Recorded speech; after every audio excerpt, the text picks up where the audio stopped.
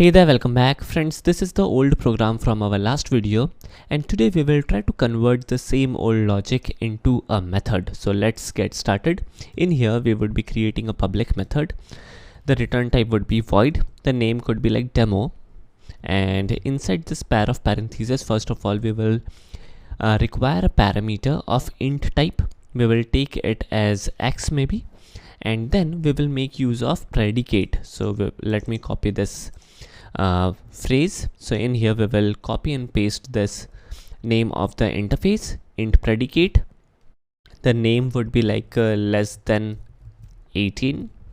Then we will add yet another int predicate like more than 10. Pretty simple, right? And inside this method we will test the condition similar to this, right? So let me copy this. So I will type in if less than 18 dot and more than 10, and then we will test based on this variable x. If this is the condition, then we will simply print out the input is less than 18 and more than 10, and in the else part we will simply print out invalid input. So pretty standard stuff, right? And now finally let's do one thing.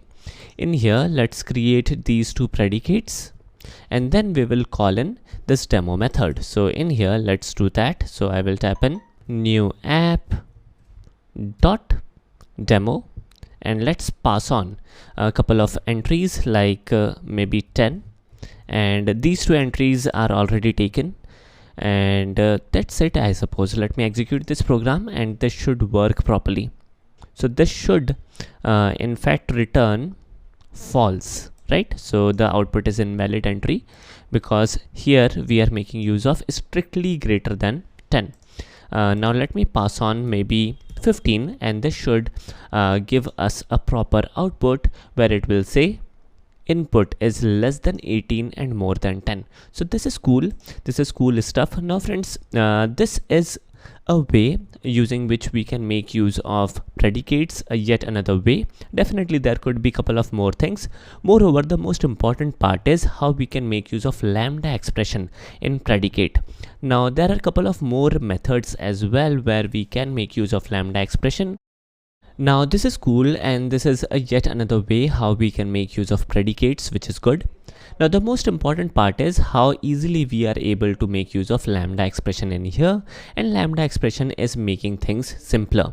Now a couple of Java developers thinks that lambda expression isn't a great thing because lambda expression is not adding additional functionality in our Java programming language, because without lambda expression the same thing could be achieved using anonymous inner class. But definitely lambda expression is easier to use in couple of scenarios.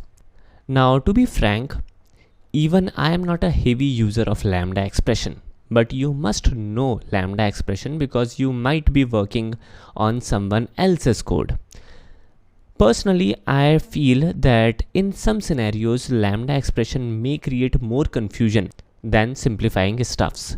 Alright, so this is all about lambda expression, and we will deal with some other concepts in our future videos. Thanks for watching.